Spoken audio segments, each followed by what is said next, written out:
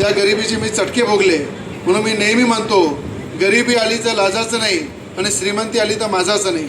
आणि या विचारावर जर मी काम करतो तर मला अनेकांना सांगा वाटते की पदं येतात जातात, खुर्चीवर बसावं लागते, कधी सतरंजीवर बसावं लागते. म्हणून सतरंजीवर बसायची तयारी असली पाहिजे, तोच माणूस परमनंट खुर्चीवर बसते. म्हणून आपण जर हा विचार जर केला तरच लोकांना आपण न्याय देऊ शकतो. म्हणून या ठिकाणी मी ज्या कुटुंबातून ज्या गरिबीचे चटके भोगले, तर मला असं वाटते त्या गरिबातल्या प्रत्येक व्यक्तीला मी न्याय देऊ शकलो पाहिजे. त्या खुर्चीवर बसून प्रत्येक गरिबांच्या डोळ्यामधले स्वप्न पूर्ण करू शकलो पाहिजे, त्यांचे अश्रू पुसू शकलो पाहिजे.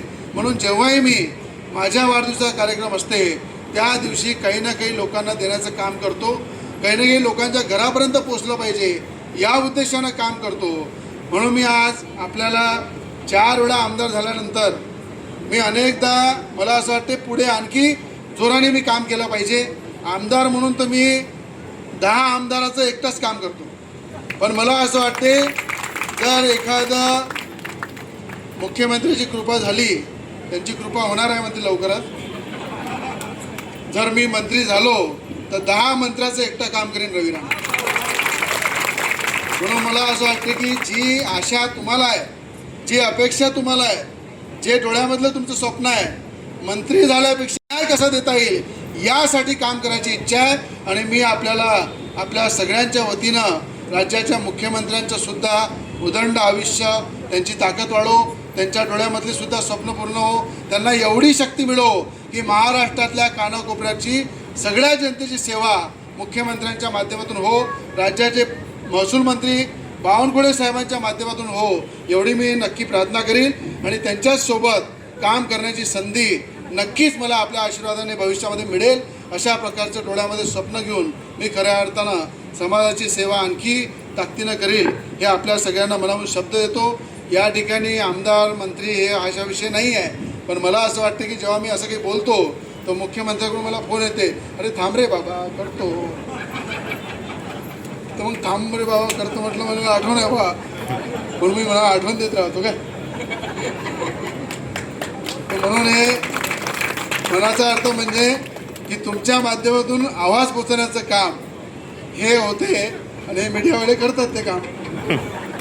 म्हणून मला नक्की विश्वास आहे येणाऱ्या काळामध्ये आपली सगळ्यांची या राज्याची सुद्धा सेवा करण्याची संधी मिळेल. आश्वासन समितीचा मी अध्यक्ष म्हणून, तुम्हाला माहिती आहे आश्वासन समिती काय होती काय नाही कोणाला माहीत नव्हतं, पण महाराष्ट्राच्या आश्वासन समितीच्या माध्यमातून मुंबईला सुद्धा हलवण्याचं काम तुमच्या आमदारांनी केलं. महाराष्ट्रातले अनेक प्रश्न निकाली काढण्याचे काम केलं.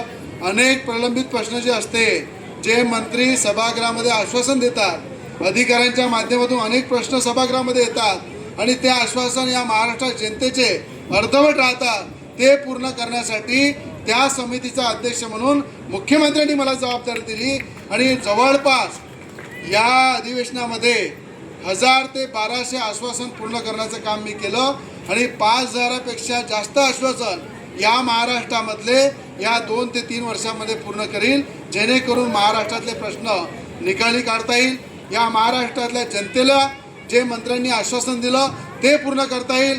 अधिकाऱ्यांनी जे मंत्र्यांच्या माध्यमातून प्रस्ताव पुढे पाठवला त्यांना मान्यता देता येईल. आणि याच्यामध्ये पहिला अध्यक्ष मी असा आहे, मी त्या ठिकाणी विधानसभेमध्ये सांगितलं की कुठल्याही अधिकाऱ्याकडनं जर हे आश्वासन पूर्ण करण्यासाठी उशीर होत असेल तर अधिकाऱ्यांवरही कारवाई झाली पाहिजे.